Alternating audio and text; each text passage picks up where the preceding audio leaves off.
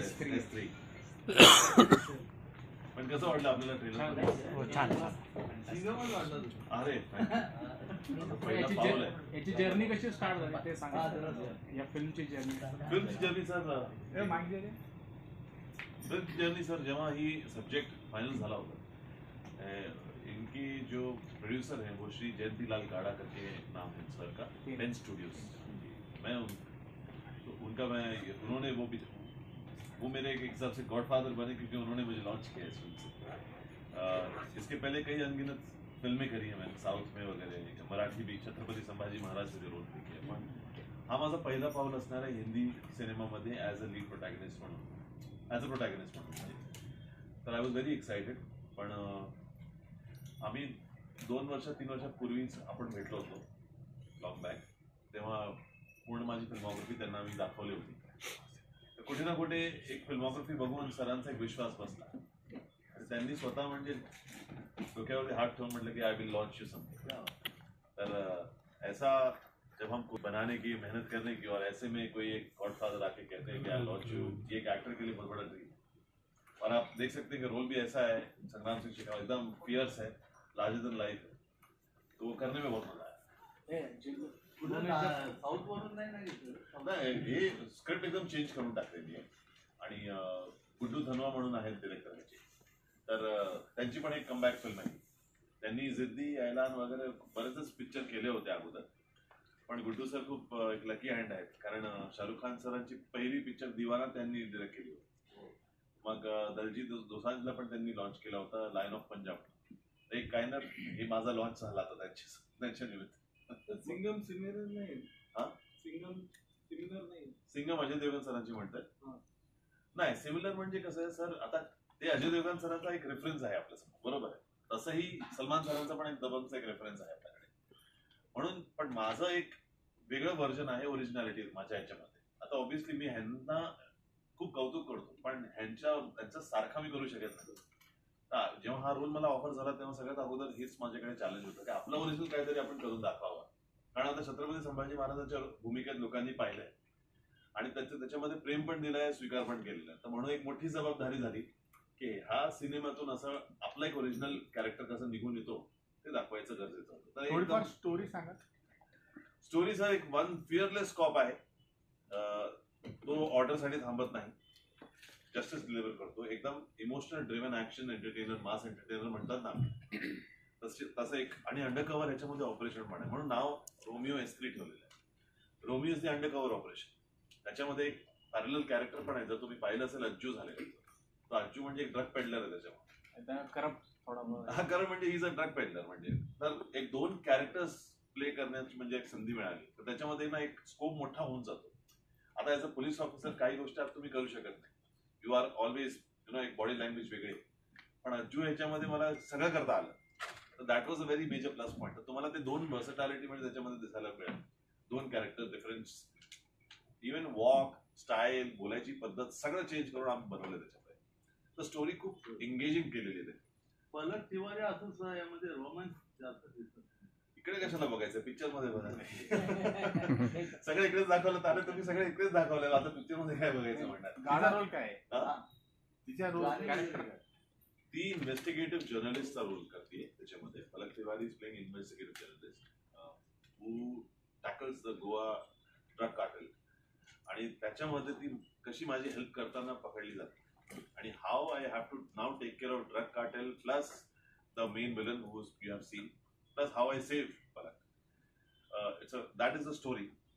पण the way it has been shot ना, ते खूप इंटरेस्टिंग प्लॉट. ऍक्शन जे असं अंगावर येणार ते काय ऍक्शन जे असं अंगावर म्हणजे पाहताना एकदम असं खूप ऍक्शन आहे असं वाटत नाही. खूप ऍक्शन आहे नाही, कारण पिक्चर मध्ये ना खूप स्टोरी ड्रिव्हन ऍक्शन आहे. म्हणजे असं तुम्हाला असं मुद्दाम फक्त दाखवायचं ऍक्शन करतोय म्हणून केलेलं आहे असं नाही. खूप स्टोरी ड्रिव्हन. आपला कॅरेक्टर कसं आहे, टिनू वर्मा सर याचे ऍक्शन कोरिओग्राफर आहे. आता Tinu Verma sir is extreme seasoned actor plus action choreographer. Filmfare award वगैरे जिंकलेत आहे.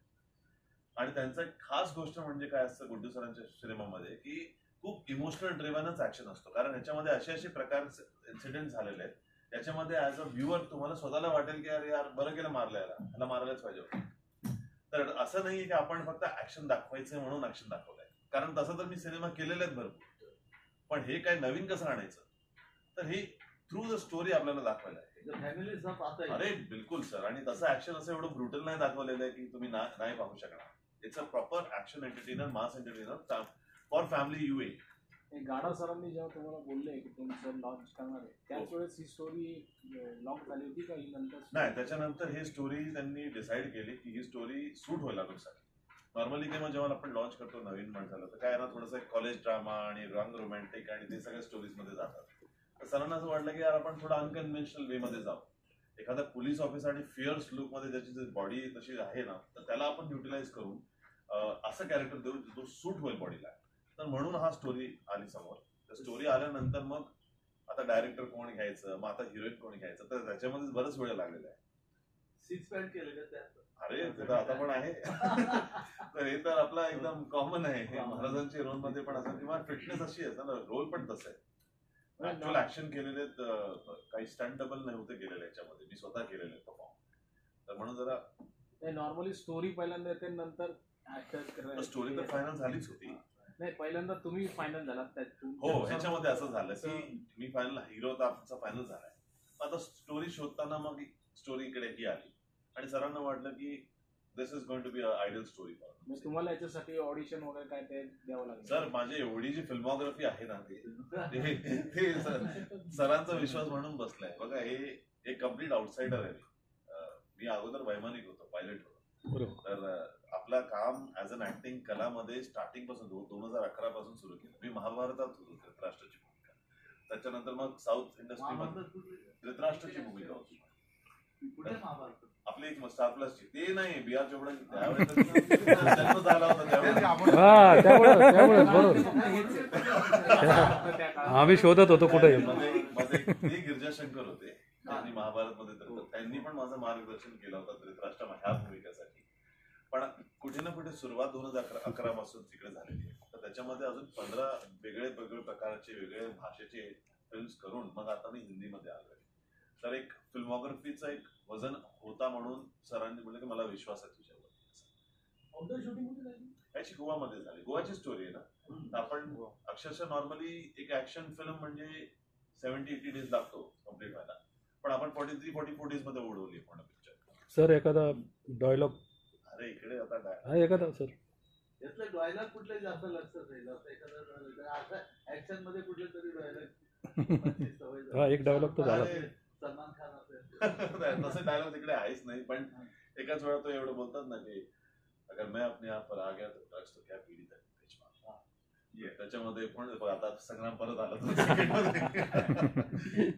नाव पण जोरदार घेतलं काय, संग्राम सिंग शेखावत. हेवी पाहिजे ना. आणि कॅरेक्टर पण कसं आहे ना, एकदम नॉर्थचा आहे, राजपूत कॅरेक्टर आहे आणि त्यांना मग स्पेशली असाइन केलेलं आहे. हा स्पेशल इन्व्हेस्टिगेटिव्ह ऑफिसर आहे. तो माझ्या रिअल लाईफ मध्ये पण खूप अलाइन होतो, कारण मी पण एक रिअल लाईफ राजपूत आहे आणि मग कॅरेक्टर करताना थोडा नॅचरल फील आलाय मला ते करताना. मग हे स्टोरी नुसार मग तुम्ही पण त्याच्यामध्ये काही चेंजेस फिजिकल ट्रान्सफॉर्मेशन, कारण जेव्हा आपण स्टोरी मध्ये की इथं, कारण सिंगमचं जर बघितलं तर त्याच्यामध्ये पोलीस ऑफिसर आहे, सेटअप सगळा गोव्यातलाच आहे सिंगम मधला. हे जाणीवपूर्वक घेतलंय हा सेटअप की काय? नाही, तसं काही आम्ही ठरवलं नव्हतं की अरे ते कम्प्लीट कोइन्सिडेन्स असेल, पण स्टोरी एकदम फ्रेश वेगळी आहे. स्टोरी जे ऑलरेडी घडलेलं आहे सिंगम फ्रँचायझी मध्ये तसं नाहीये, म्हणजे अजय देवगण सरांच्या पिक्चर मध्ये तसं काहीच नाहीये. पण बघा आता काय आहे ना, एक कॉप म्हणून जर इंट्रोड्यूस होतोय, कोणी ऍक्टर कॉप करतो, आपल्याकडे ऑलरेडी एक प्री कन्सिप्ट मध्ये एक आहे की अरे असं जे झालेलं आहे म्हणून. पण जो कोणी कॉप करत असेल त्यांचं एक करायची पद्धत वेगळी आहे. तर आपण काय फ्रेशनेस त्याच्यामध्ये आणतोय तोच मोठा चॅलेंज होता माझ्यासाठी. त्याच्यासाठी प्रिपरेशन पण तेवढी झालेली आहे. बॉडी बिल्डिंग करा किंवा ट्रान्सफॉर्मेशन करायला पाहिजे. आपण काय केलं प्रयत्न ह्याच्यामध्ये की या चित्रपटामध्ये आपण आपले पोलीस जे आहेत, पोलीस आणि आपली जी मशिनरी आहे, लॉ अँड ऑर्डर मशिनरी, त्याला आपण जस्टिफाय केलेलं आहे. कारण मला विचारायचं असे सिनेमे पाहताना कायदा खरंच आहे की नाही असं वाटतं येते. अच्छा, हा एक्झॅक्टली. आपण सेलिब्रेट केलोय पोलीसला याच्यामध्ये. आपण म्हणून त्यांना दाखवलंय पोलीसच्या माध्यमातून स्टोरी कशी घडली ते आपण दाखवलंय त्याच्यामध्ये. प्रामाणिक पोलीस दाखवला की त्याला म्हणजे कोणी अडथळे म्हणजे खात्यामध्ये किंवा काय कायद्यातर्फे त्याला अडकवण्याचा प्रयत्न केला जातो. हा तर असं काय हे सगळं पण दाखवलं सगळं त्याच्यामध्ये दाखवलं. How he deals and tackles म्हणजे त्याच्यामध्ये फुल राईस प्लेट मास आणि कमर्शियल राईस प्लेट म्हणजे तुम्हाला सगळं ह्याच्यामध्ये मिळेल. हाँ. आणि एका एक्टर साठी ऐसी लॉन्च फिल्म बहुत अच्छी है जहाँ पे उसको सब कुछ करने के लिए मिल रहा है. जहाँ उसे कॉमेडी है, उसके लिए ग्रे शेड कैरेक्टर भी है, टपोरी भी बनने को मिल रहा है और फिर ट्रांसफॉर्मेशन टू डीसीपी सिद्धार्थ शिक्षक. तो मेरे लिए जो स्केल हो जाता है ना कैरेक्टर का, वो पहले कभी नहीं मिला. यहाँ फुल फ्लेजेड फ्रीडम है. अगर आपने मेरी छत्रपति संभाजी महाराज फिल्म देखी होगी तो उसमें भी एक ऐसी फ्रीडम थी जहाँ पर वो प्रजा के प्रति प्रेमळ स्वभाव भी था उनका, जहाँ मुगलों के प्रति जो गुस्सा था, तो वैसा कुछ धमाकेदार करने का मौका मिला. इसीलिए ये फिल्म लेकर मैं यहाँ. आज तुम्ही संभाजी महाराजांची याला